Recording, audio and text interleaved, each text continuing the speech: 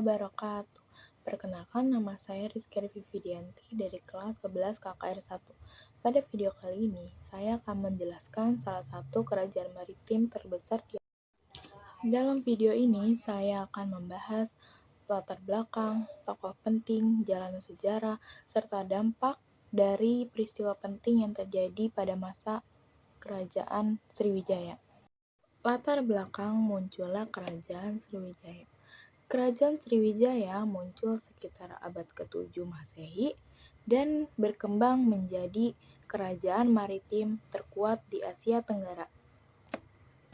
Lokasinya sangat strategis, yaitu di Pulau Palembang dan berada di jalur perdagangan dunia, yaitu di Selat Malaka. Dengan lokasi yang sangat strategis, hal ini tentu saja menjadikan Kerajaan Sriwijaya sebagai pusat perdagangan, pelabuhan, dan pusat pembelajaran agama Buddha. Tokoh-tokoh penting yang ada di dalam Kerajaan Sriwijaya. Yang pertama, ada Dapuntah Yang Sari Jayasana sebagai pendiri kerajaan. Namanya tertulis di dalam prasasti penduduk bukit yang menceritakan tentang perjalanan suci atau Sidahayatra yang dilakukan ketika membangun kerajaan Sriwijaya.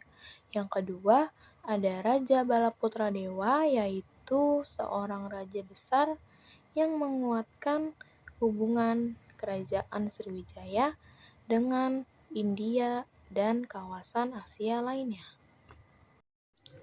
Kronologi atau jalannya cerita. Yang pertama, pada masa kebangkitan yaitu sekitar abad ke-7 sampai ke-8.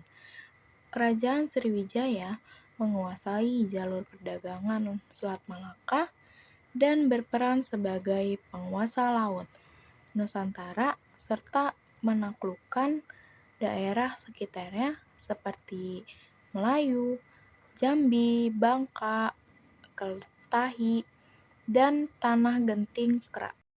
Yang kedua, pada masa kejayaan, yaitu sekitar abad ke-8 sampai ke-10. Kerajaan Sriwijaya menjadi pusat pendidikan Buddha Mahayana. Banyak biksu dari Tiongkok belajar di Sriwijaya seperti Tenzing, membangun jaringan diplomatik dengan Tiongkok dan India, serta menguasai perdagangan rempah, emas, dan kapur barus. Yang terakhir pada masa kemunduran, yaitu sekitar abad 11 sampai 13. Serangan dari kerajaan Chola India Selatan pada tahun 1025 Masehi, wilayah kekuasaan melemah, pusat perdagangan berpindah, dan munculnya kerajaan-kerajaan baru seperti Kerajaan Singasari dan Kerajaan Majapahit, sehingga pada akhirnya Sriwijaya tidak lagi menjadi kekuatan besar. Dampak dan pengaruh Kerajaan Sriwijaya. Yang pertama, ada dampak bagi perdagangan internasional, yaitu menghubungkan India, Cina, Arab, dan Nusantara menjadi pelabuhan transit terbesar di Asia Tenggara.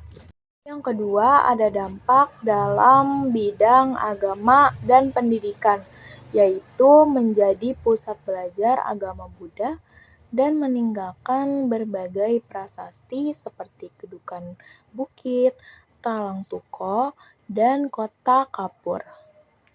Terakhir, ada dampak dalam pembentukan identitas Indonesia, yaitu menunjukkan kejayaan maritim Nusantara, bukit kemampuan bangsa Indonesia mengelola perdagangan internasional sejak lama.